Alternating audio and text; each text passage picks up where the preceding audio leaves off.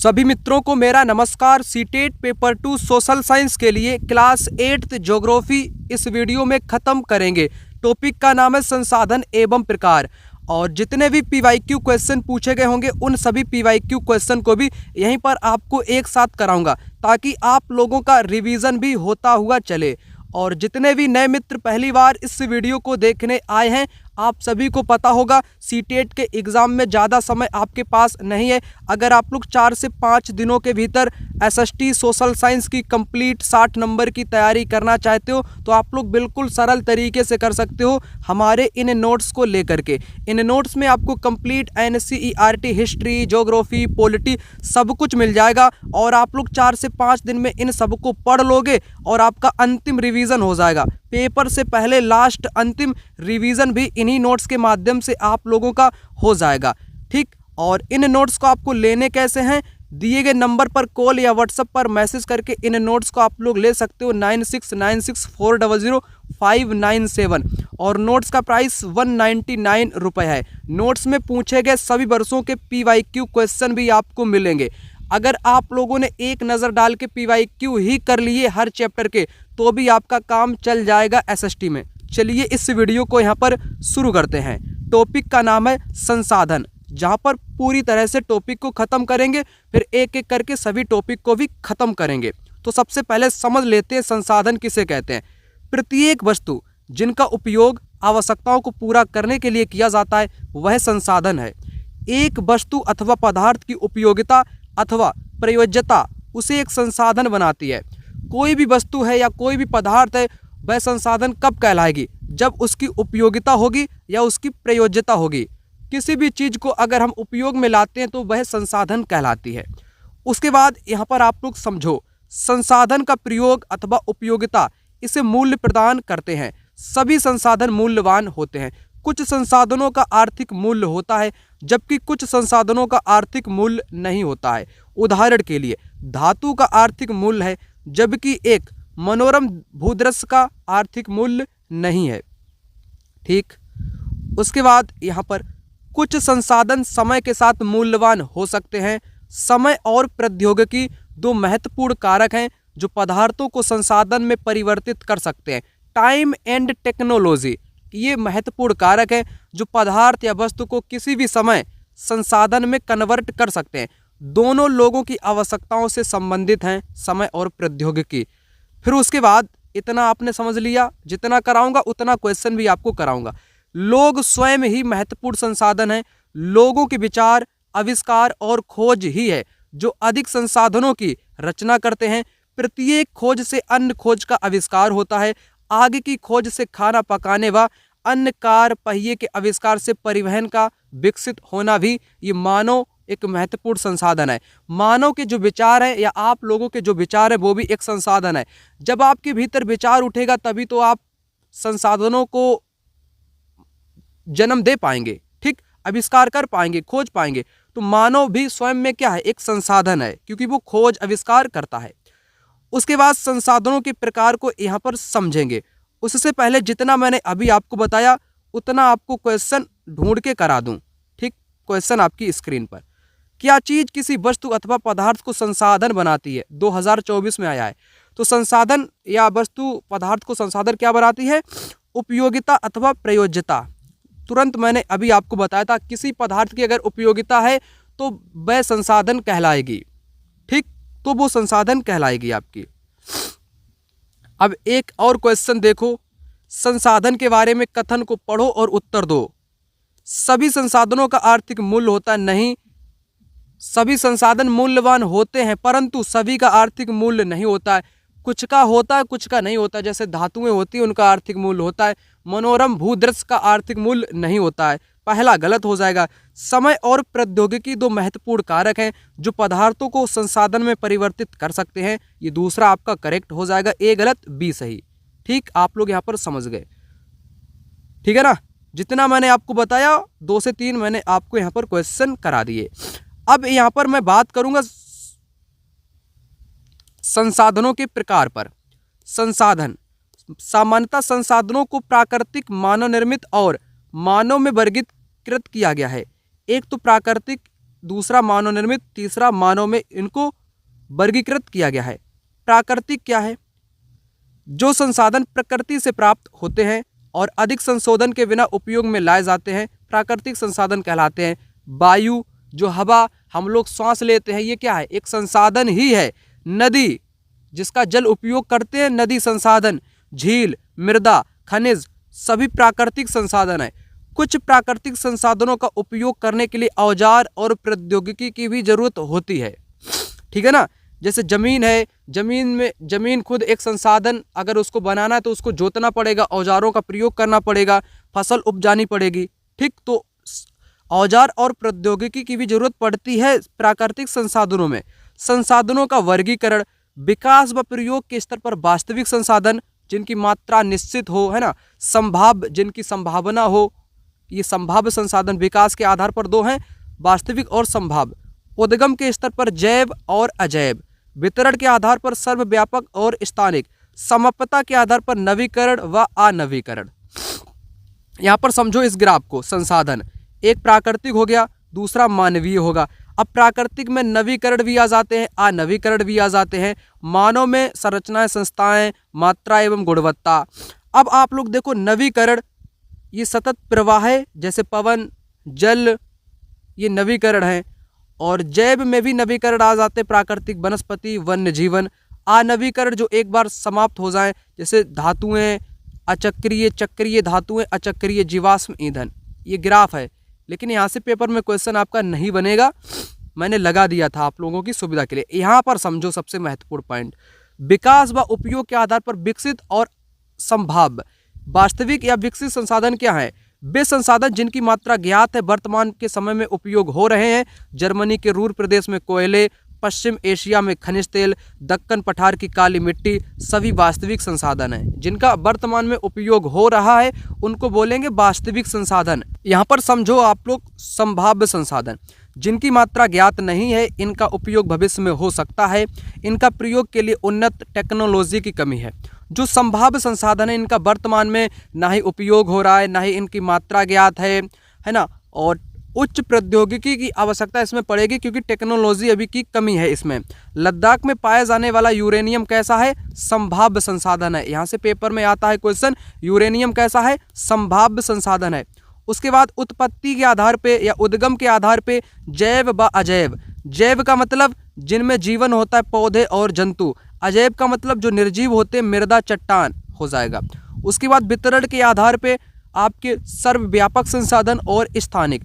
सर्वव्यापक जो संसाधन सभी जगहों पर हों, जैसे वायु, वायु आपकी सभी जगह पे है। स्थानिक जो संसाधन कुछ निश्चित स्थान पर ही पाए जाते हों, जैसे तांबा है, लौह अयस्क है, ये निश्चित स्थान पर ही पाए जाते हैं, इनको स्थानिक बोलेंगे। और सर्वव्यापक दोनों मैंने आपको बता दिए। उसके बाद सबसे महत्वपूर्ण, समाप्यता के आधार पर नवीकरण संसाधन और अनवीकरण संसाधन। यहाँ से एक या दो क्वेश्चन पेपर में बनता है आपको कंफ्यूज करने के लिए। यहाँ पर आप लोग सबसे पहले समझने का प्रयास करेंगे नवीकरण संसाधन। जो संसाधन शीघ्रता से नवीकृत अथवा पुनः पूरित हो जाते हैं, इसमें कुछ असीमित हैं, उन पर मानवीय क्रियाओं का प्रभाव नहीं पड़ता है। जैसे सौर ऊर्जा, सोलर एनर्जी पर कोई भी प्रभाव मनुष्य का नहीं पड़ेगा। पवन पर भी नहीं पड़ेगा, पवन ऊर्जा पर नहीं पड़ेगा, ठीक। इन पर मानव का प्रभाव नहीं पड़ता है।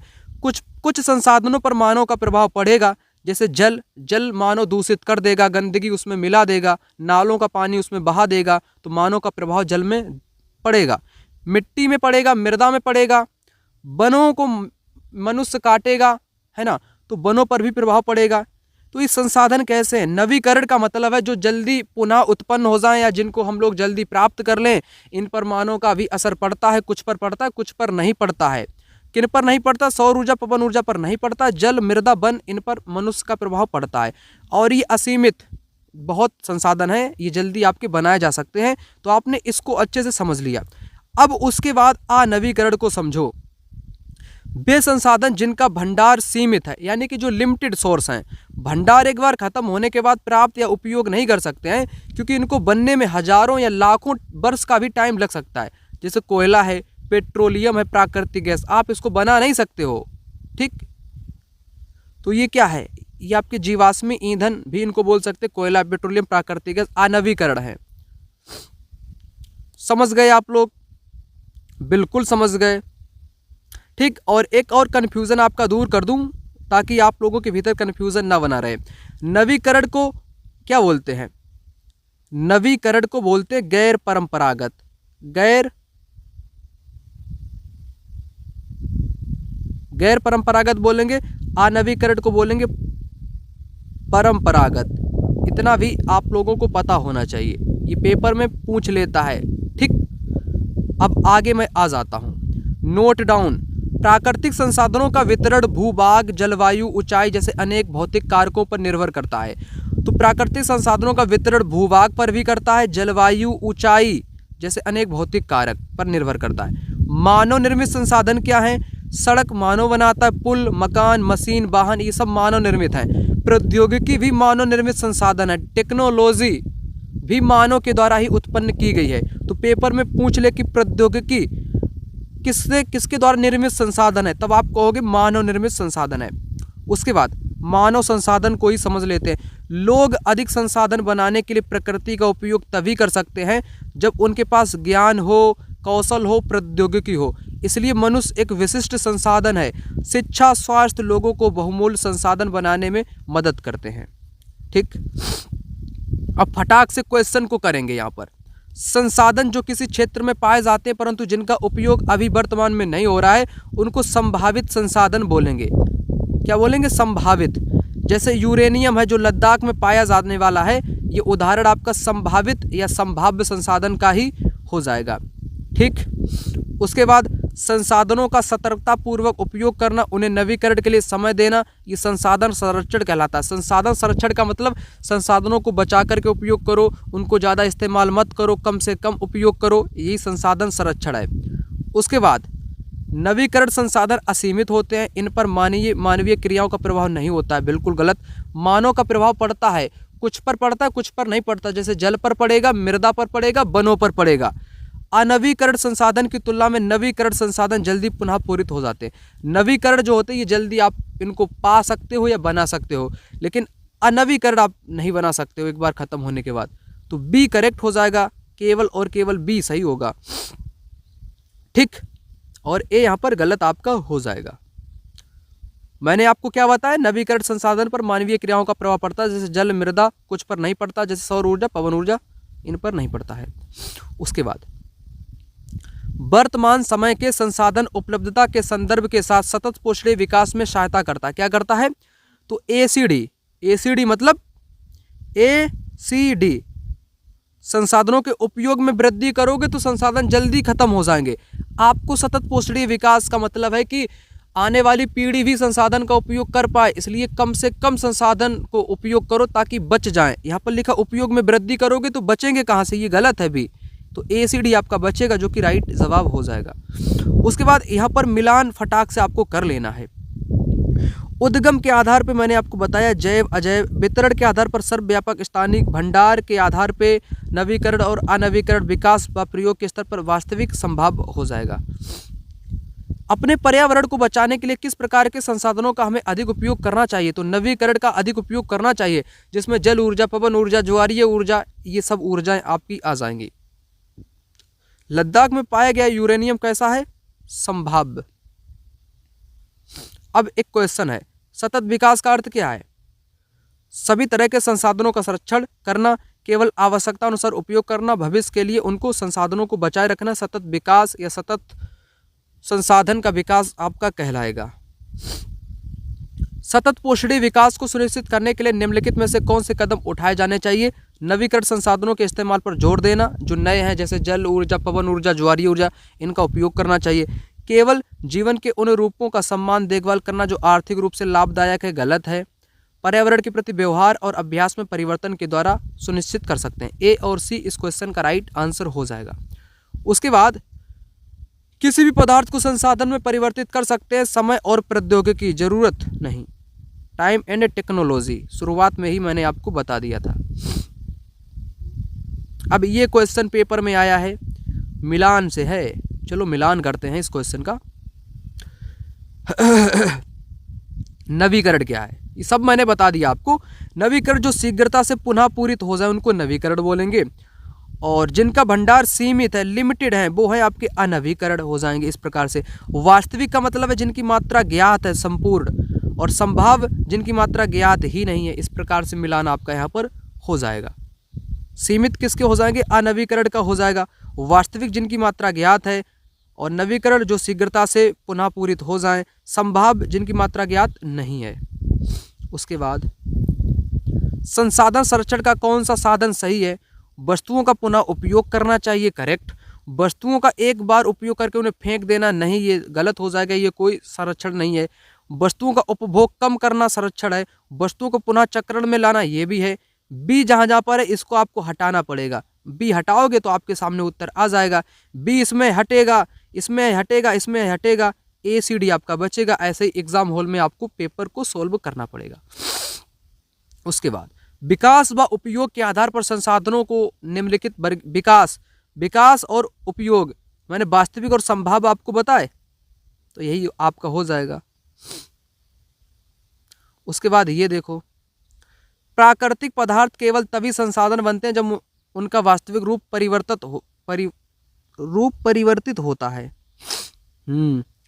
प्रौद्योगिकी इस संसाधन का उदाहरण है। साथ साथ इस तरह के अधिक संसाधन के उत्पादन के लिए महत्वपूर्ण कारक भी है। ये तो मानव निर्मित आपका हो जाएगा। प्रौद्योगिकी मैंने आपको बताया था ये मानव निर्मित है, तो मानव संसाधन हो जाएगा मानव निर्मित। उसके बाद गलत या नहीं, सही नहीं या गलत वाला आपको बताना है। लोग स्वयं संसाधन नहीं है, यह कथन गलत है। वायु, जल, मिट्टी, खनिज प्राकृतिक संसाधन है, बिल्कुल करेक्ट। समय के साथ संसाधन आर्थिक मूल्यवान हो सकते हैं, करेक्ट। लोग स्वयं संसाधन नहीं है, ये बात गलत है। लोग भी संसाधन है, आप और हम भी संसाधन है। समय और प्रौद्योगिकी ये आपका हो जाएगा। ये तीसरा आपका गलत है, आपको नहीं गलत वाला ही बताना है, तो थर्ड जवाब आपका यहाँ पर हो जाएगा। टॉपिक आपका यहीं पर संसाधन वाला हो जाता है खत्म। दूसरा चैप्टर यहाँ पर है जिसका नाम है भूमि, मृदा, जल, वनस्पति और वन्य जीवन। इन सभी टॉपिक का अध्ययन इस वाले चैप्टर में यहाँ पर करेंगे, और पूछे गए सभी पीवाईक्यू क्वेश्चन भी यहीं पर आपको कराऊंगा। और यह वाला चैप्टर बहुत महत्वपूर्ण है क्योंकि यहाँ से पेपर में बार बार हमेशा ही क्वेश्चन पूछे गए हैं, इसलिए इस वाले टॉपिक को स्किप मत करना, अच्छे से देख लेना आप लोग, ठीक, ताकि सारी चीज़ आपकी रिविज़न के लिए महत्वपूर्ण हो सकें। सबसे पहले मैं आपको बताऊँगा भूमि के बारे में। तो भूमि के बारे में कुछ महत्वपूर्ण लाइनें दी गई हैं जिसको ख्याल रख लेना। भूपृष्ठ के कुल क्षेत्रफल का 30% भाग भूमि है, परंतु सभी भाग आवास योग्य नहीं है, घर बनाने योग्य नहीं है। 30% ही भूपृष्ठ के कुल क्षेत्रफल का भाग भूमि है जो कि घर बनाने योग्य नहीं है सभी भाग। भूमि और जलवायु के विभिन्न या भिन्न लक्षणों के कारण विश्व की जनसंख्या वितरण असमान पाया जाता है। जलवायु के कारण जनसंख्या का वितरण असमान पाया जाता है। किसी जगह पर ज़्यादा जनसंख्या है, किसी जगह पर कम है, क्योंकि जलवायु का कारण है। ठंडे क्षेत्र में कम लोग रहते हैं और जो समतल जलवायु का क्षेत्र है वहाँ पर अधिक लोग निवास करते हैं। जैसे यहाँ पर ऊबड़ खाबड़ पर्वतीय ढाल, जलाक्रांता, मरुस्थल, सघन वन क्षेत्र में विरल जनसंख्या है। तो ऐसे क्षेत्र में विरल जनसंख्या है। कैसे क्षेत्र में? जो ऊबड़ खाबड़ क्षेत्र हैं, पर्वतीय ढाल वाले क्षेत्र हैं, जहाँ पर जल भराव है, जल ही जल है, बाढ़ वाला इलाका है, मरुस्थल रेगिस्तान है, और जहाँ पर वन ही वन है, तो वहाँ पर विरल जनसंख्या है, अर्थात बहुत कम जनसंख्या निवास करती है। और उसके विपरीत मैं बात करूँ उपजाऊ मैदान, जहाँ पर उपजाऊ मैदान में फसल उगती है, जहाँ पर नदी हैं, घाटी हैं, मैदान है समतल, वहाँ कृषि के लिए उपयुक्त आपकी दशाएं हैं, इसलिए उस वाले क्षेत्र में अधिक से अधिक जनसंख्या पाई जाएगी। जनसंख्या का घनत्व अधिक पाया जाएगा, जनसंख्या का संघन पाया जाएगा। अब उसके बाद भूमि का उपयोग, जो भूमि की मैं आपसे बात कर रहा था उसका उपयोग कहाँ पर किस प्रकार से किया जाता है उसको भी समझो। भूमि का उपयोग विभिन्न कामों में किया जाता है। कृषि क्षेत्र में, वानिकी, खनन, सड़कों बनाने में, उद्योगों को निर्मित करने में भूमि का उपयोग किया जाता है। भूमि उपयोग भौतिक कारकों द्वारा निर्धारित होता है। स्थलाकृति, मृदा, जलवायु, खनिज, जल की उपलब्धता पर भूमि आपकी उपयोग निर्धारित होता है। मानवीय कारक जैसे जनसंख्या, प्रौद्योगिकी भी भूमि उपयोग को निर्धारित करती है। ये पॉइंट बहुत इंपॉर्टेंट है, ये वाला जो मैंने आपको बताया है। तो पेपर में यहाँ से तमाम क्वेश्चन आपको दिखाऊंगा और यहीं पर करा दूंगा। उसके बाद यहाँ पर देखो, स्वामित्व के आधार पर भूमि, एक तो निजी भूमि प्राइवेट, जो खुद मालिकाना हक अपना ही हो, जिस पर खुद का हो, उसको निजी बोलेंगे। सामुदायिक या साझा संपत्ति, जिसमें सभी का हक हो या कई समुदायों का हो, ठीक, उसको सामुदायिक भूमि या साझा संपत्ति के नाम से जानेंगे। वर्तमान में कृषि व निर्माण संबंधी गतिविधियों के कारण भूमि निम्नीकरण, भूस्खलन, मृदा अपरदन, मरुस्थलीकरण पर्यावरण के लिए खतरा है। तो पर्यावरण के लिए वर्तमान में खतरा भी है। क्यों खतरा है? क्योंकि भूमि का निम्नीकरण हो रहा है, भूस्खलन भी हो रहे हैं, मृदा अपरदित हो रही है, मृदा रेगिस्तान में तब्दील हो रही है। ये खतरा है पर्यावरण के लिए, ठीक। उसके बाद भूमि संसाधन का संरक्षण कैसे किया जा सकता है? वनों को उगा करके, वनारोपण करके, भूमि उद्धार करके, रासायनिक कीटनाशकों पर रोक लगा करके, है ना, ठीक, ये संसाधन का संरक्षण कर सकते हैं भूमि का। उसके बाद मृदा पर आ जाते हैं। मृदा और भूमि में अंतर है, ठीक। पृथ्वी की पृष्ठ पर दानेदार कणों के आवरण की पतली परत को मृदा कहते हैं। जो कणों की पतली परत है उसको मृदा कहते हैं। ये भूमि से निकटता से जुड़ी है। देखो, भूमि से निकटता से जुड़ी है मृदा। मृदा और भूमि दोनों अलग अलग बातें हैं, ना ही तो आप एक ही समझ लो। भूमि का उपयोग सभी जगहों पर किया जाता है, वनों में, उद्योग स्थापित करने में, घर बनाने में, है ना, सड़क बनाने में, पुल बनाने में। और मृदा का उपयोग कहाँ पर होगा उसको यहीं पर समझा दूंगा। स्थल रूप से मृदा के प्रकार को निर्धारित करते हैं। मृदा का निर्माण चट्टानों से प्राप्त खनिजों और जैव पदार्थ तथा भूमि पर पाए जाने वाले खनिजों से है। मृदा का मतलब मिट्टी से है, ठीक। लैटराइट मिट्टी, दोमट मिट्टी, काली मिट्टी, ये वाली मिट्टी से है। मृदा का निर्माण चट्टानों से प्राप्त खनिजों और जैव पदार्थ तथा भूमि पर पाए जाने वाले खनिजों से होता है। ये अपक्षय की प्रक्रिया से बनती है। किससे? अपक्षय की प्रक्रिया से बनती है। खनिजों और जैव पदार्थों का सही मिश्रण मृदा को उपजाऊ बनाता है। खनिजों और जैव पदार्थों का सही मिश्रण मृदा को उपजाऊ बनाता है। अपक्षय और अपरदन। अपरदन का मतलब होता है बहना, और अपक्षय का मतलब होता है टूटने फूटने की क्रिया। खनिजों के टूटने फूटने की क्रिया को अपक्षय के नाम से जाना जाता है। यहाँ पर इस वाली इमेज को अच्छे से समझ लेना, क्योंकि यहाँ से एग्जामिनर क्वेश्चन हमेशा बना देता है। देखो कैसे बनता है। मृदा निर्माण को प्रभावित करने वाले कारक, ये मृदा को प्रभावित करते हैं ऐसे कारक यहाँ पर दिए गए हैं। देखो, जलवायु कारक है, तापमान है और वर्षा, ये तीन कारक, जलवायु, तापमान, वर्षा, अपक्षय और ह्यूमस निर्माण की दर को प्रभावित करते हैं। जलवायु, तापमान, वर्षा क्या करता है? अपक्षय और ह्यूमस निर्माण की दर को प्रभावित करते हैं मृदा में। और समय क्या करता है? समय करता है मृदा परिच्छेदिका की मोटाई को निश्चित करता है। पेपर में यहाँ से क्वेश्चन पूछा जाता है कि मृदा परिच्छेदिका की मोटाई कौन निश्चित करता है? तो टाइम इसको निश्चित करता है। उसके बाद वनस्पति जात, प्राणी जात और सूक्ष्म जीव ह्यूमस निर्माण की दर को प्रभावित करते हैं। वनस्पति जात भी और प्राणी जात भी, सूक्ष्म जीव भी, ये ह्यूमस निर्माण की दर को प्रभावित करते हैं। उसके बाद उच्चावच, तुंगत्ता और ढाल मृदा के संचय को निर्धारित करते हैं। जनकशैल क्या करती है? रंग, गठन, रासायनिक गुणधर्म, खनिज, मात्रा, पारगम्यता को निर्धारित करती है। जनकशैल इनको निर्धारित करती है। अब यहाँ से भी क्वेश्चन पेपर में आया करता है। उसके बाद मृदा निर्माण के कारक को समझ लेते हैं। मृदा निर्माण के कारक, प्रमुख कारक जनकशैल का स्वरूप और जलवायविक कारक है। अन्य कारक स्थलाकृति, जैव पदार्थों की भूमिका और मृदा निर्माण में लगा समय। तो ये मृदा निर्माण के कारक हैं जो मैं अभी आपको बता रहा था, ठीक। ये निर्माण के कारक है, जनकशैल, जलवायविक कारक, स्थलाकृति, जैव पदार्थों की भूमिका, टाइम मृदा परिच्छेदिका में मोटाई निश्चित करता है। उसके बाद मृदा का निम्नीकरण किस कारण से होता है? वनोन्मूलन, वनों की कटाई के द्वारा। अतिचारण, पशुओं को अधिक चराने से। अतिचारण, रासायनिक उर्वरक का उपयोग करने से।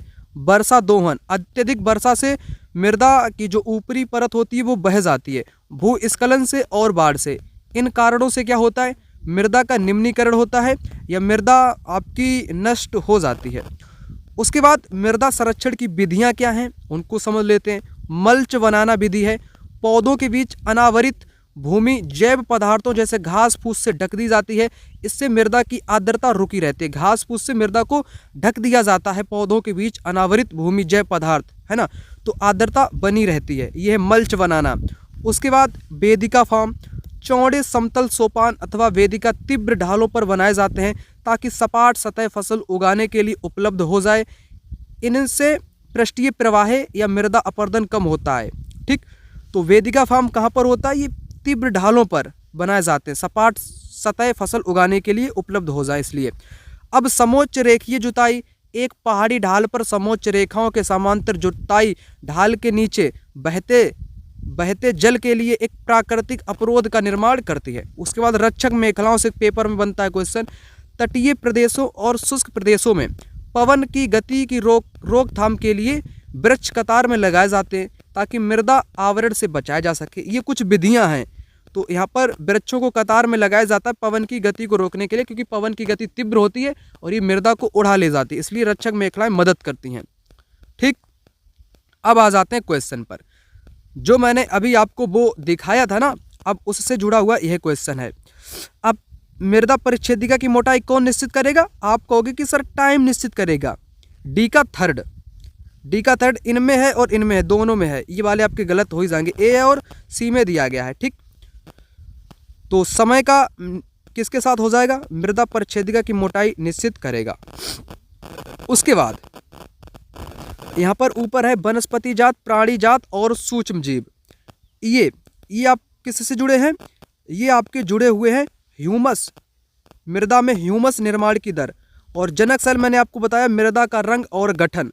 जलवायु क्या हो जाएगा? अपक्षय की दर। तो राइट आंसर इस क्वेश्चन का आपका यहाँ पर हो जाएगा पहला ऑप्शन। ये वाला पहला ऑप्शन हो जाएगा यहाँ पर। ठीक, इसका स्क्रीनशॉट भी आप लोग ले सकते हो। तो यहाँ पर पहला इस क्वेश्चन का यहाँ पर जवाब आपका हो जाएगा। ठीक, यहाँ पर सी नहीं होगा, यहाँ पर पहला ए हो जाएगा, करेक्ट कर लेना। इसी से यहाँ पर क्वेश्चन बना हुआ है, इसी वाले चित्र से। उसके बाद मृदा परिच्छेदिका की मोटाई कौन निर्धारित करता है? टाइम, समय निर्धारित करता है। ठीक, ये हमारा व्हाट्सअप नंबर है। जिनके पास अभी तक नोट्स ना हो तो इस व्हाट्सअप नंबर पर मैसेज या डायरेक्ट कॉल करके आप लोग नोट्स प्राप्त कर सकते हो। टाइम बहुत कम है परीक्षा के लिए। अगर आपके पास 5 से 6 दिन पहले अगर वीडियो को देख रहे हो एग्जाम से पहले, तो भी आपका काम चल जाएगा। एक नज़र डाल के इनको आप लोग पढ़ लोगे तो भी आपका काम चल जाएगा। निम्नलिखित में से मृदा अपरदन और छीड़ता को नियंत्रित करने के उपाय कौन कौन से हैं? मृदा अपरदन रोकने मल्च बनाना भी है, वेदिका फॉर्म भी है, बीज की फसल उगाना भी है। अति चराई से छीड़ता होगी ना कि नियंत्रित होगी। अति चराई है, पशुचारण है, तो इनसे मृदा आपकी दोहित होगी, मृदा का दोहन होगा ना कि बचेगी। सेकेंड आपका गलत है। राइट आंसर आपका हो जाएगा पहला, तीसरा और चौथा। पहला, तीसरा, चौथा ये गलत आपका यहाँ पर हो गया। उसके बाद मैंने रक्षक मेखलाओं के बारे में आपको बताया, जिनको वृक्ष को कतार में उगा दिया जाता है पवन की गति की रोकथाम करने के लिए। ठीक, तो पहला जवाब यहाँ पर हो जाएगा। उसके बाद मल्चिंग, पलवारने, मल्चिंग का महत्व क्या है? मृदा की नमी बनाए रखने में मल्चिंग आपकी आवश्यक है। ठीक, ये हो जाएगा। उसके बाद ये देखो, मृदा निर्माण में सहायक कौन होता है? तुंगता एवं ढाल, वनस्पति एवं प्राणी जात भी, तापमान, वर्षा भी, समय भी। तो यहां पर राइट आंसर आपका क्या हो जाएगा? ठीक, तो ये सारे आपके सभी राइट आंसर हो जाएंगे एनसीईआरटी के अकॉर्डिंग, सभी आपके हो जाएंगे। मृदा के विचरण या गठन में कौन से कारक मुख्य भूमिका निभाते हैं? मूल चट्टान या जनक सेल जिसको बोलते हैं, जनक सेल या मूल चट्टान दोनों एक ही बातें हैं। ठीक, स्थलाकृति, जलवायविक संबंधित कारक और समय, ये चारों आपके करेक्ट हैं मृदा के गठन में या मृदा के निर्माण में।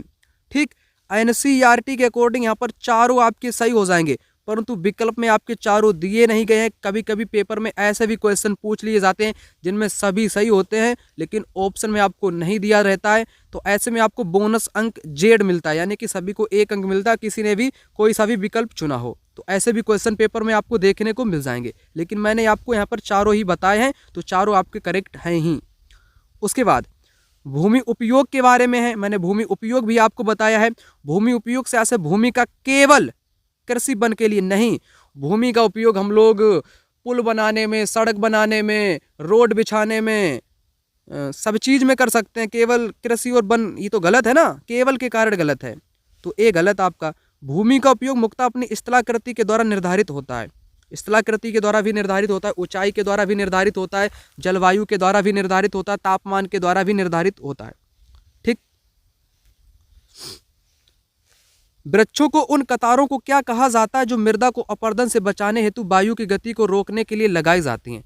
तो रक्षक मेखला या आश्रय पट्टी, मैंने आपको बता दिया, ठीक है ना। समोच्च रोधिकाएं क्या है? समोच्च रोधिकाएं, समोच्च रेखाओं पर रोधिकाएं बनाने के लिए पत्थर, घास, मृदा का उपयोग किया जाता है। रोधिकाओं के सामने जल एकत्रित करने के लिए खाइयां भी बनाई जाती हैं। चट्टान बांध क्या है? यह जल के प्रवाह को कम करने के लिए बनाए जाते हैं। यह नालियों की रक्षा करते हैं और मृदा क्षति को रोकते हैं। उसके बाद बीज की फसल उगाना, जस्ट मैंने क्वेश्चन में कराया था। वर्षा दोहन से मृदा को सुरक्षित रखने के लिए अलग अलग समय पर भिन्न भिन्न फसलें एकांतर कतारों में उगाई जाती हैं। बीज की फसल उगाना। अब मैंने ये सब करा दिया, अब जल पर बात करेंगे, वाटर पर बात करेंगे। इंपॉर्टेंट पॉइंट टू पॉइंट है, ये ख्याल में रख लेना, पेपर में क्वेश्चन फंसेगा अवश्य। जल नवीकरण प्राकृतिक संसाधन है, सभी को पता है, जल खत्म नहीं किया जा सकता है। भूपृष्ठ का 3/4 भाग जल से ढका है। कितना? 3/4 जल से ढका हुआ है, ठीक, अर्थात 75% आप लोग कह सकते हो मोटे तौर पे,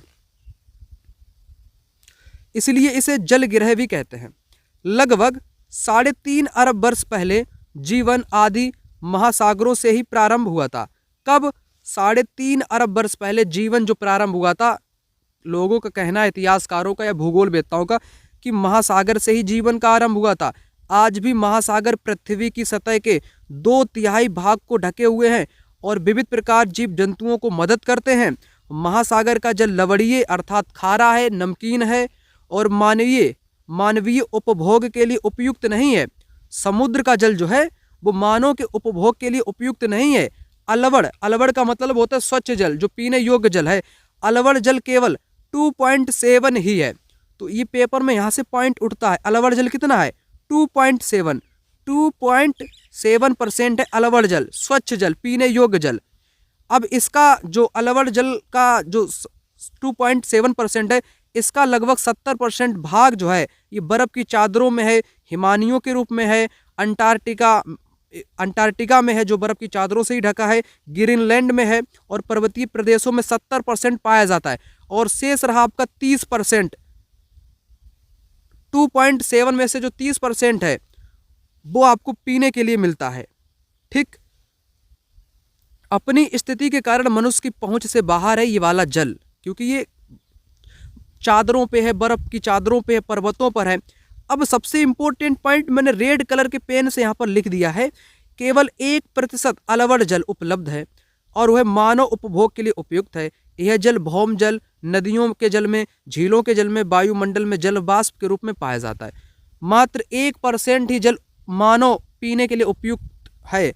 जो भौम जल, जो नीचे का जल जिसको बोल सकते हैं, है ना, धरातल का जल जो हम लोग वर्तमान में प्रयोग करते हैं घरों में, नदियों का जल, झीलों का जल 1% है मात्र। यहाँ से पेपर में क्वेश्चन बन जाता है। अब सबसे इंटरेस्टिंग पॉइंट इसको समझ लो, इसको समझो। पृथ्वी पर जल ना बढ़ाया जा सकता है और ना ही घटाया जा सकता है। ना तो हम लोग जल को घटा सकते हैं, ना तो बढ़ा सकते हैं पृथ्वी पर। इसकी कुल मात्रा स्थिर है।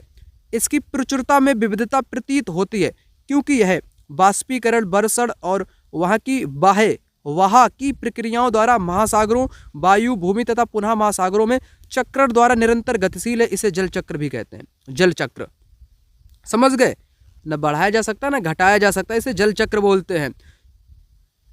अब जल उपलब्धता की समस्याएं क्या है? आखिर ये जल की समस्याएं क्यों हो रही हैं जब हम जल को बढ़ा भी नहीं सकते, ना ही घटा सकते हैं? तो विश्व के कई प्रदेशों में जल की कमी है। अधिकांश अफ्रीका, पश्चिमी एशिया, पश्चिमी अमेरिका के भाग, उत्तर पश्चिमी मैक्सिको, दक्षिण अमेरिका के भाग और संपूर्ण ऑस्ट्रेलिया अलवड़ीय जल की आपूर्ति की कमी का सामना कर रहे हैं। उनको शुद्ध जल, पीने वाला जल बहुत कम मात्रा में उपलब्ध हो पा रहा है। ये ऐसे जलवायु प्रदेश में स्थित है जहां अक्सर सूखा पड़ जाता है। उनमें जलाभाव की अधिक समस्या बनी रहती है। जल का अभाव मौसमी अथवा वार्षिक बरसात में विविधता से हो सकता है। अति उपयोग व जल प्रदूषण के कारण भी जलाभाव हो सकता है, ठीक, ये जलाभाव के कारण है। अब जल संसाधनों का संरक्षण, अशोधित या आंशिक रूप से शोधित वाहित मल, कृषि रसायनों का विसर्जन और जल निकायों में औद्योगिक बहिस्राव जल के प्रमुख संदूषक, यानी कि प्रदूषित करते हैं जल को, है ना। मल बहा देते हैं नदियों में, कृषि द्वारा रासायनिक विसर्जन कर देते हैं, औद्योगिक कचरा डाल देते हैं। इसमें शामिल है नाइट्रेट धातुएं कीटनाशी जल को प्रदूषित कर देते हैं। इनमें से अधिकांश रसायन अजैव निम्नीकरण होने के कारण हमारे शरीर में भी पहुंच जाते हैं पीने के माध्यम से। ठीक, उसके बाद जैव मंडल। जैव मंडल प्राकृतिक वनस्पति और वन्य जीवन के केवल स्थल मंडल, जल मंडल और वायुमंडल के बीच जुड़े एक सक्रिय क्षेत्र में ही पाए जाते हैं जैव मंडल। जैव मंडल का मतलब है जहाँ पर हवा भी हो, पानी भी हो, जल भी हो, उसको बोलेंगे जैव मंडल, बायोस्फीयर। ठीक, जैव मंडल में हमें सभी जीवित जातियाँ जीवित रहने के लिए एक दूसरे से परस्पर संबंधित है और निर्भर रहती हैं। इस तंत्र को पारितंत्र भी बोलते हैं, जो एक दूसरे पर निर्भर होती हैं। ठीक, थोड़ा और पॉइंट है, फिर मैं क्वेश्चन आपको कराऊंगा। प्राकृतिक वनस्पति और वितरण, प्राकृतिक वनस्पति और उनका वितरण, इसको समझ लेते हैं। वनस्पति की वृद्धि मुख्य रूप से तापमान आर्द्रता पर निर्भर करती है। ये यहाँ से क्वेश्चन पेपर में बन जाता है कि वनस्पति की वृद्धि किस पर निर्भर करती है, तापमान पर और आर्द्रता पर निर्भर करती है। पहला पॉइंट इंपॉर्टेंट। विश्व की वनस्पति को 4 वर्ग में बांटा गया है, वनों में, घासों में, स्थल में, गुल्म में और टुंड्रा में। ये क्या है? वन आपको पता है, शीत कटिबंध वाले वन, उष्ण, शीतोष्ण, सदाबहार। ठीक, घास पता है आपको, स्थल, गुल्म और टुंड्रा ठंडे क्षेत्र, बर्फ के क्षेत्र की वनस्पति। भारी वर्षा वाले क्षेत्रों में विशाल वृक्ष उग सकते हैं। वन प्रचुर जल आपूर्ति वाले क्षेत्र में ही पाए जाते हैं। जहाँ पर जल अधिक होगा वहाँ पर वन अधिक होंगे। जैसे जैसे आर्द्रता कम होती है वैसे वैसे वृक्षों का आकार और संघनता कम हो जाती है। मैंने हाईलाइट क्यों किया है? क्योंकि पेपर में अधिक से अधिक पूछा गया है, इसलिए मैंने हाईलाइट किया है। जैसे जैसे आर्द्रता कम होती जाएगी वैसे वैसे वृक्षों का आकार, संघनता भी कम होएगी। आर्द्रता कम होएगी तो उनका आकार भी घटेगा, संघनता भी घट जाएगी, कम हो जाएगी। सामान्य वर्षा वाले क्षेत्र में छोटे आकार वाले वृक्ष और घास उगती है, जिसे विश्व के घास स्थलों का निर्माण करते हैं। जहाँ पर कम वर्षा होती है, बहुत कम वर्षा होती है, सामान्य होती है, तो वहाँ पर छोटे आकार वाले वृक्ष और घास उगती है। कम वर्षा वाले क्षेत्र में, शुष्क प्रदेश में कटीली झाड़ियाँ, गुल्म बनते हैं। तो कटीली झाड़ियाँ कहाँ पर उगती हैं? जहाँ पर वर्षा ही नहीं होती है, शुष्क प्रदेश हैं, मरुस्थल वाले प्रदेश हैं थोड़े बहुत, तो वहाँ पर कटीली झाड़ियाँ, गुल्म बनते हैं। इन क्षेत्र में पौधों की जड़ें गहरी होती हैं। बाष्पोत्सर्जन से होने वाली आर्द्रता की हानि घटाने के लिए इन पेड़ों की पत्तियां कांटेदार और मोमी सतह वाली होती हैं। अब शीत ध्रुवीय प्रदेशों में टुंड्रा वनस्पति में मोस, मांस और लाइकेन सम्मिलित है। ठीक, अब क्वेश्चन पर आते हैं, बड़ा देर हो गई कराते कराते आपको। जल संसाधन के बारे में, पृथ्वी पर जल बढ़ाया जा सकता है और ना ही घटाया जा सकता है। बढ़ाया जा सकता है और ना ही घटाया जा सकता है, क्या लिखा है? पृथ्वी पर जल बढ़ाया जा सकता है, बिल्कुल भी नहीं बढ़ाया जा सकता है, पर घटाया नहीं जा सकता। ये तो बात गलत है, ना ही बढ़ा सकते हो ना ही घटा सकते हो। ए गलत, ए गलत। अलवड़ जल का केवल 2.7% जल मानव उपयोग के लिए उपयुक्त है और उपलब्ध नहीं। ये जो जल है मानव के लिए सिर्फ 1% जल उपयुक्त है, जो आपका कहाँ पर है? नदियों में है, झीलों में है और भौम जल है। ये वाला जल आपके समुद्र कहाँ पर पाया जाता है? बहुत जगहों पे ये वाला पाया जाता है। इसलिए ये पर्वतों पे है, बर्फ की हिमानियों में है, अंटार्कटिका में है, ग्रीनलैंड में है ये वाला, इसलिए इसको शामिल नहीं करेंगे इन दोनों को, सिर्फ तीसरा शामिल होगा। लगभग 3.5 अरब वर्ष पहले जीवन आदि महासागरों से प्रारंभ हुआ। इस प्रकार का क्वेश्चन आपसे पूछेगा तो आप नहीं कर पाओगे, ठीक है ना। उसके बाद निम्नलिखित में से अलवड़ीय मतलब स्वच्छ जल की आपूर्ति की कमी के कारक क्या है? स्वच्छ जल की कमी क्यों है? बढ़ता नगरीकरण भी हो जाएगा, बेहतर जीवन का स्तर होगा तो जल बढ़ेगा उसकी मांग, बांधों के जलाशयों के माध्यम से विद्युत उत्पादन, भोजन और नकदी फसलों की बढ़ती मांग, क्योंकि फसल में भी सिंचाई की आवश्यकता होती है, इसलिए जल अधिक से अधिक लगेगा। सभी करेक्ट हो जाएंगे। यहाँ पर लिखा है जल कृषि उद्योगों, बांधों के जलाशयों के माध्यम से विद्युत उत्पादन करने से भी प्रयोग किया जाता है। जल स्रोतों के सूखने अथवा जल प्रदूषण के कारण अलवड़ीय जल की आपूर्ति की कमी के मुख्य कारक बढ़ती जनसंख्या, भोजन, नकदी फसलों की बढ़ती मांग, बढ़ता नगरीकरण और बेहतर जीवन होता स्तर। ये सारे आपके इन्हीं में झोंक दिए गए ऑप्शन में करेक्ट। अलवड़ जल का केवल 1% यही वाला है, 1% है, करेक्ट हो जाएगा। अतः लवण जल पृथ्वी पर सबसे मूल्यवान पदार्थ है, लवण।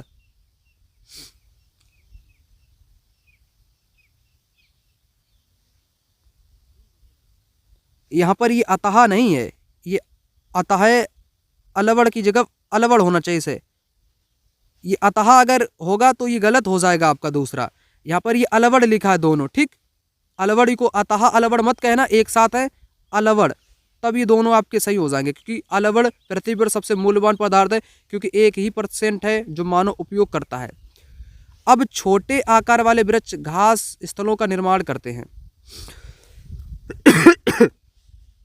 छोटे आकार वाले वृक्ष और घास स्थलों का निर्माण करते हैं। कारण आर्द्रता की मात्रा वृक्षों के आकार उनके घनत्व को प्रभावित करती है। करेक्ट बातें आपकी हो जाएंगी, दोनों यहाँ पर करेक्ट दिए गए हैं, ठीक।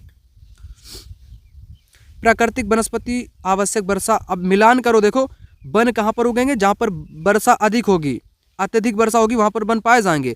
और कांटेदार झाड़ियाँ आपकी न्यून वर्षा या शुष्क में पाया जाएगा। घास स्थल मध्यम वर्षा में पाया जाएगा। कौन सा अलवड़ का स्रोत नहीं है, तो महासागर में लवड़ ही लवड़ है, ये अलवड़ आपका हो ही नहीं सकता। नदियाँ ताल हिमनद आपके हो जाएंगे।